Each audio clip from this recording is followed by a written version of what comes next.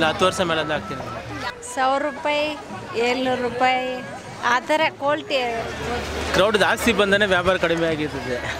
ಆರಾಮಾಗಿ ಒಂದು 6 ವರ್ಷ 8 ವರ್ಷದಿಂದ ಬರ್ತಿದ್ದೀವಿ. ಮಜಾ ಬಂದರೆ ಕಳ್ಳೆಕಾಯಿ ಪರಿಷೆಗೆ ಬಂದುಬಿಡ್ತೀವಿ. ಎಲ್ಲ ಫ್ರೆಂಡ್ಸ್ ಎಲ್ಲ ಇಲ್ಲೇ ಸಿಗ್ತಾರೆ. ಇಲ್ಲಿ ನೋಡೋಕ್ಕೆ ಚೆನ್ನಾಗಿರುತ್ತೆ, ಜನ ಜಾಸ್ತಿ ಇರ್ತಾರೆ, ಚೆನ್ನಾಗಿರುತ್ತೆ.